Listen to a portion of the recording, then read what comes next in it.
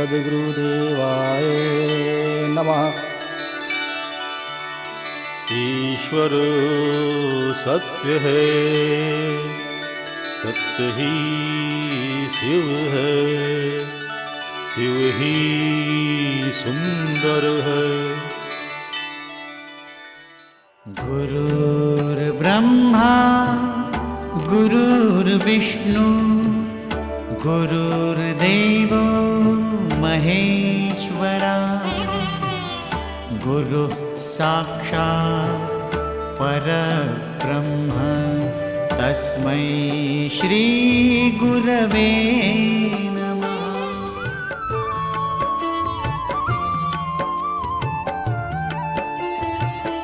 वंदौ गुरुपद पद्म परागा, सुरुचि सुबास सरस अनुरागा। वंदौ गुरुपद पद्म परागा, सुरुचि सुबास सरस अनुरागा।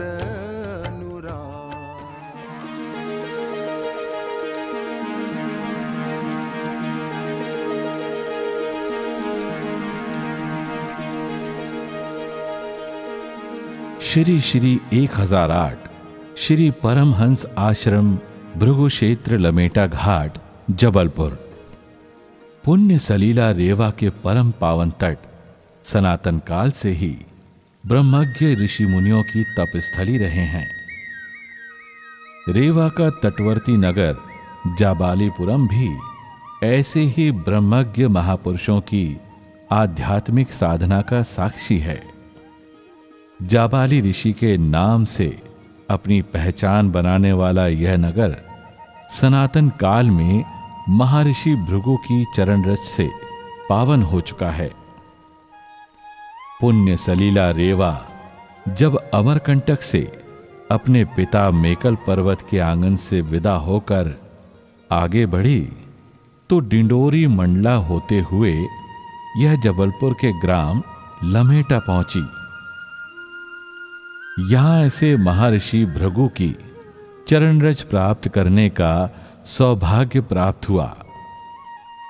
महर्षि भृगु उस समय घोर तपस्या में लीन थे और इस मेकल सुता नर्मदा ने उनकी तपस्या में विघ्न डाले बिना अपनी यात्रा जारी रखने का निर्णय लिया और अपने प्रवाह की दिशा बदल दी।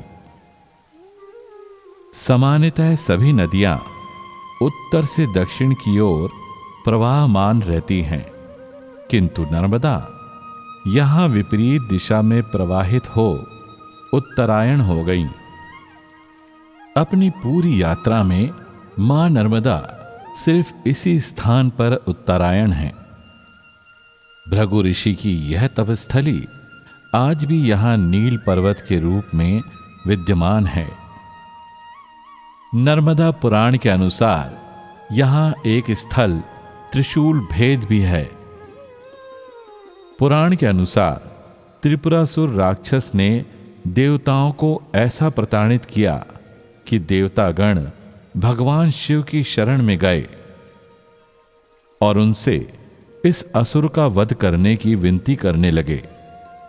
देवताओं की स्तुति सुन भगवान शंकर ने घोर संग्राम कर त्रिशूल से त्रिपुरासुर का वध कर दिया।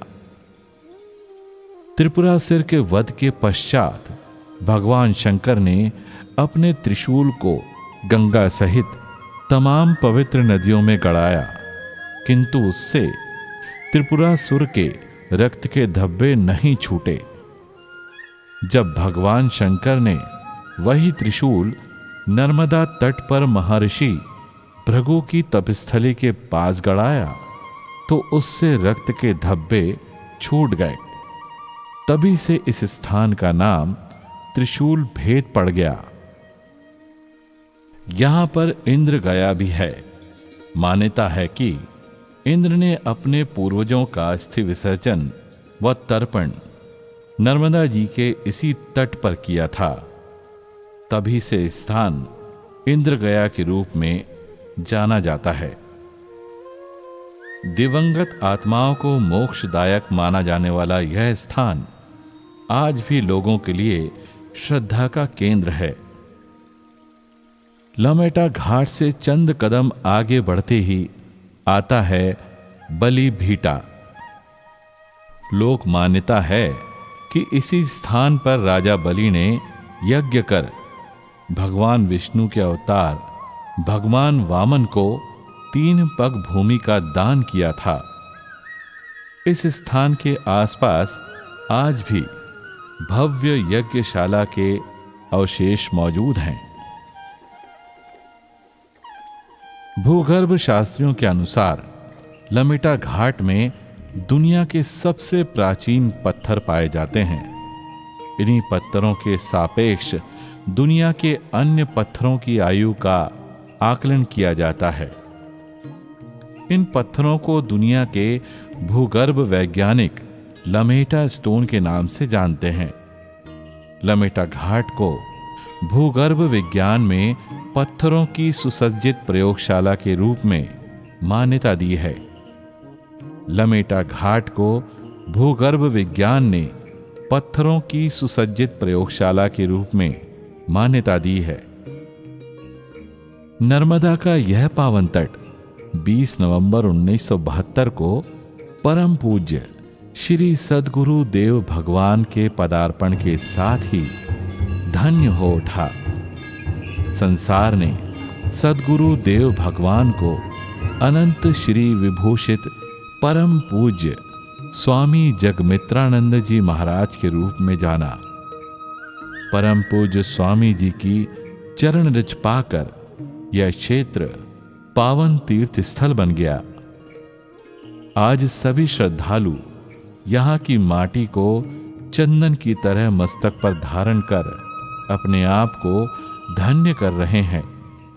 इस तट पर जहां कभी खंडहर हो चुके मंदिर और मूर्तियों के अवशेष बिखरे थे, आज वहां भूत भावन भगवान शंकर का भव्य मंदिर व विशाल आश्रम स्थित है।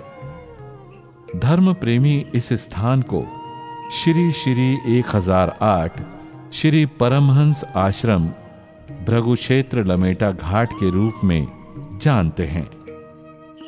परम पूज्य श्री सद्गुरुदेव भगवान ऐसे महामानव हैं जिनका अवतरण युगों युगों में कभी हो पाता है। ऐसे महामानव के दर्शन मात्र से जन्मों के पाप नष्ट हो जाते हैं। ऐसे भगवान श्री की चरण रज परम कल्याणकारी है। ऐसे ही महामानव के लिए धर्म ग्रंथों में लिखा है, संत दरस से पातक टरहीं। यहां स्थित भेड़ा घाट अपने संगमरमरीय सौंदर्य के लिए दुनिया भर में प्रसिद्ध है। यहां चांदनी रात में नौका विहार पर्यटकों को मंत्र मुग्ध कर देता है। जबलपुर विमानतल से श्री परमहंस आश्रम लगभग 30 किलोमीटर दूर है। रेलवे स्टेशन से 15 किलोमीटर और अंतरराज्यीय बस स्टैंड से 14 किलोमीटर दूर स्थित है। भगवान श्री के पदार्पण के साथ ही आश्रम में श्रद्धालुओं के आने का जो क्रम प्रारंभ हुआ है, वो आज भी अनवरत जारी है। आज आश्रम में देश के कोने कोने से ही नहीं, बल्कि सुदूर विदेश से भी भाविकों का आना होता रहता है।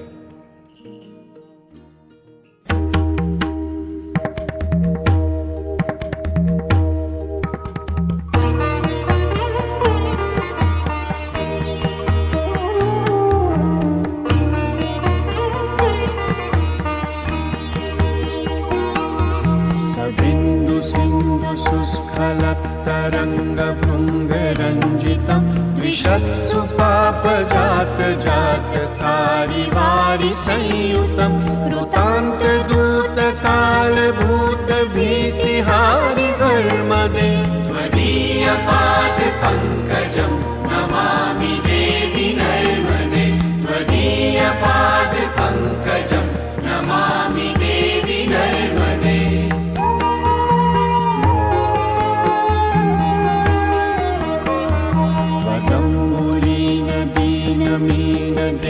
सम्प्रदायकं कलौमलौघभारहारि सर्वतीर्थनायकं सुमच्छकच्छनक्रचक्रवाकचक्रशर्मदे त्वदीयपादपङ्कजं नमामि देवि नर्मदे त्वदीयपादपं नमामि देवि नर्मदे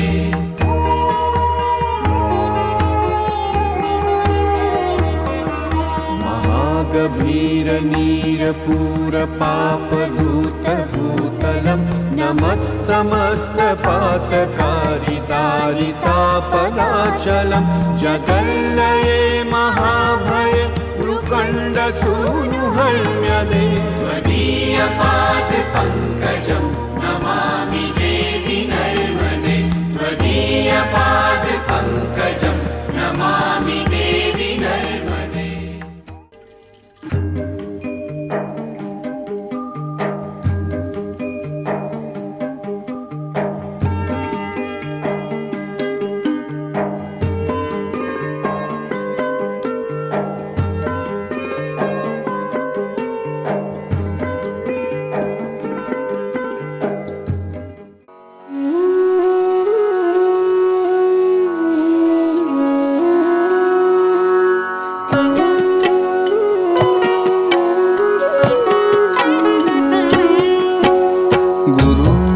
गुरुर्ब्रह्मा गुरुर्विष्णु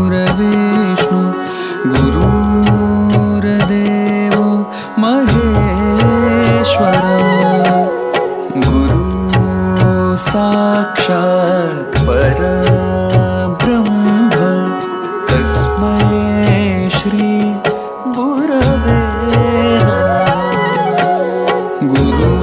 गुरुर्ब्रह्मा गुरुर्विष्णु गुरुर्देवो महेश्वर गुरु साक्षात् परब्रह्म तस्मै श्री गुरवे नमः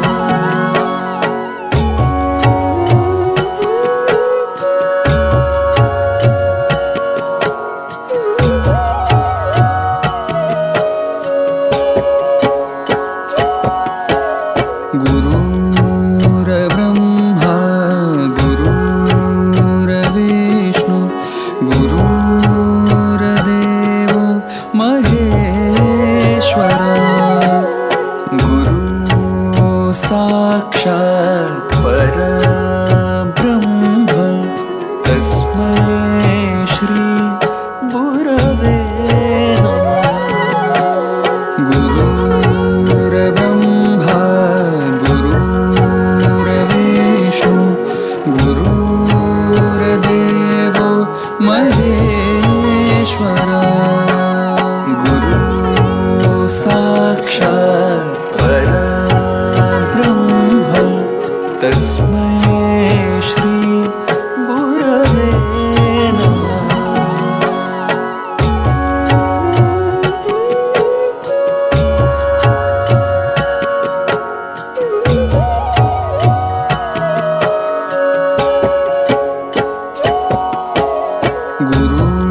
गुरुर्ब्रह्मा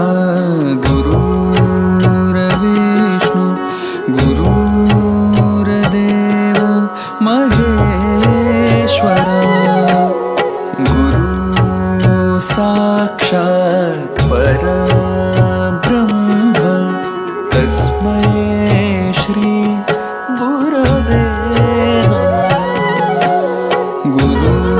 गुरुर्ब्रह्मा गुरुर्विष्णु गुरुर्देवो महेश्वर गुरु साक्षात् परब्रह्म तस्मै श्री गुरवे नमः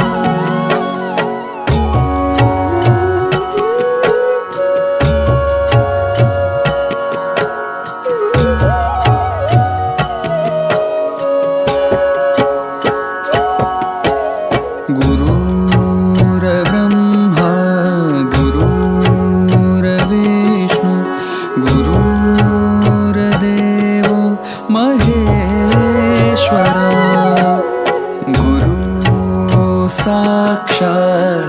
परब्रह्म तस्मै श्री गुरवे नमः। गुरुर्ब्रह्मा गुरुर्विष्णु गुरुर्देवो महेश्वरा।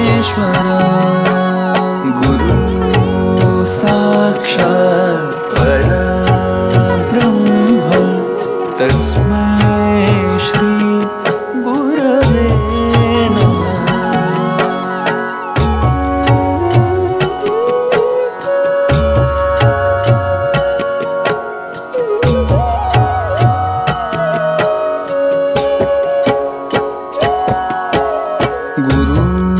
गुरुर्ब्रह्मा गुरुर्विष्णु गुरुर्देवो महेश्वरा। गुरु साक्षात् परब्रह्म तस्मै श्री गुरवे नमः। गुरुर्ब्रह्मा गुरुर्विष्णु गुरुर्देवो महेश्वरा। गुरु साक्षात् परब्रह्म तस्मै श्री गुरवे नमः।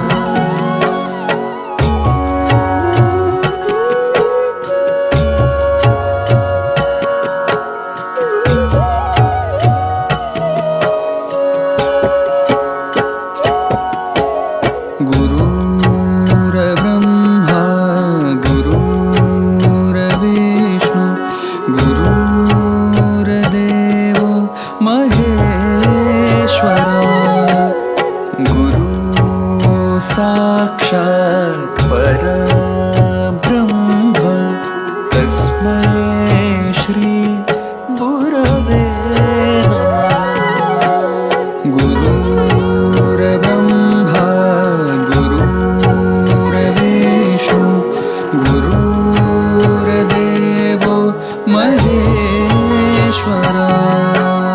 गुरु साक्षात् परब्रह्म तस्मै श्री गुरवे नमः।